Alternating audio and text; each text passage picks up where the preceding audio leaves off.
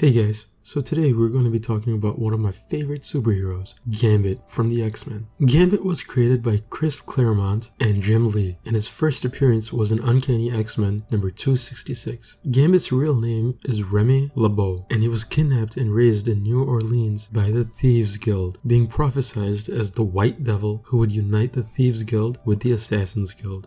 As a child, Remy saved a little girl named Bella Donna, not knowing that she was the daughter of the leader of the Assassin's Guild. Growing up together, they fell in love and got married with the approval of both of their fathers, hoping for peace between the two guilds. Bella Donna's brother hated the fact that his sister would marry someone from a rival guild, and he challenged Remy to a duel. Remy's power was growing uncontrollably, and he accidentally killed his brother-in-law, and he was immediately exiled. His mutant power allows him to take the potential energy stored in an object and convert it into kinetic energy, charging that item and using it as an explosive. He can charge any item he wants, but there is a time variant attached to the item that he chooses, because larger items take longer to charge than smaller ones. Gambit's favorite items to charge are his playing cards, because they're small, quickly accessible, and light, allowing him to carry the equivalent of 52 grenades in his pocket.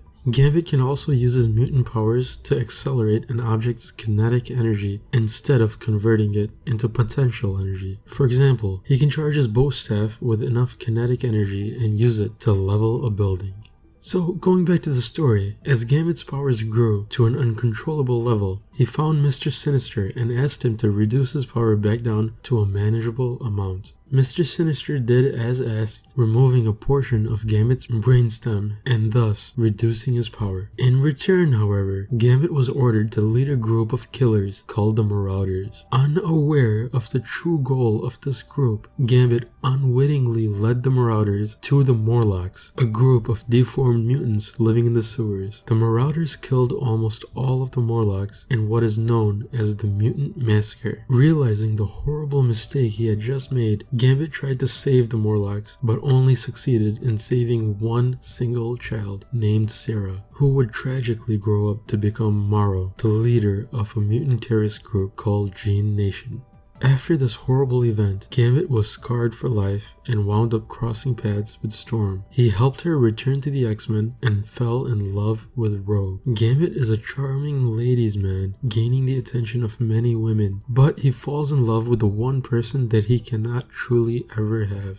Rogue's mutant ability allows her to absorb memories, superpowers, and the life force from anyone she touches. This power cannot be turned off, and thus, she can never physically be with a man. In my opinion, Gambit is one of the more tragic heroes from the Marvel Universe. His heart is always in the right place, but he often finds himself in horrible situations, leading many of the X-Men, and especially Wolverine, to be wary of his true intentions. He's been on the sides of both good and bad, but never entirely evil. Wherever he is though, he always comes back to his family, the X-Men.